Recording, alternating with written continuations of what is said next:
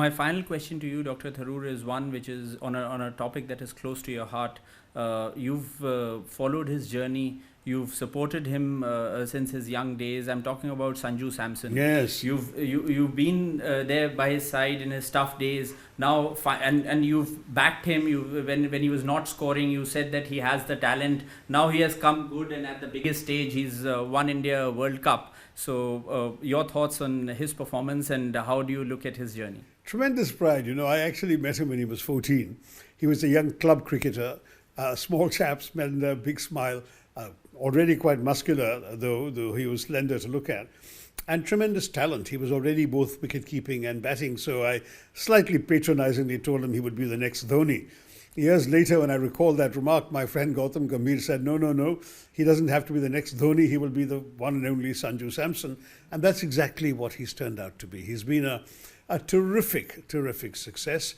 Quiet, modest, unpretentious, a good and effective leader. He led Rajasthan Royals very effectively for many years. He is now going to be in CSK in the IPL. But more important, I think, is the stability and the anchoring that he brought to the order, the top of the order for India. When I suffered with him, as it were, during the trials and tribulations, I felt that if he could just compose himself, it would all come back. That core, that essence, and that talent was always there. And what I think I saw in his eyes in that match against Zimbabwe, the moment he began that match, I said, this guy isn't getting out today. I even told him this later, because I was watching it on TV, but you could see his eyes, you could see the calmness in his face, that sense of being secure and anchored. And as you know, he went on to 97 not out. He never got out in that match. And his two subsequent semi-final and final performances of 89 each.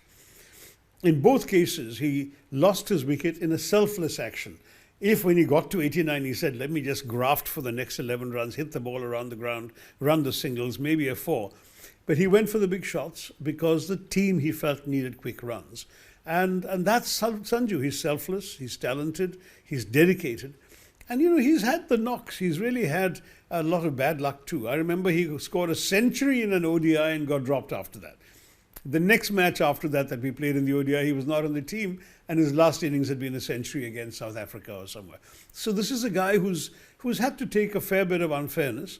And yes, some of his exclusions were justified because he'd also been inconsistent. But 3 innings in a row in the World Cup, that's consistency for you. And I would love to see him continue to perform on a big stage, both in ODIs and one day I hope in a test match too, because that kind of talent deserves its fullest expression in every form of the game.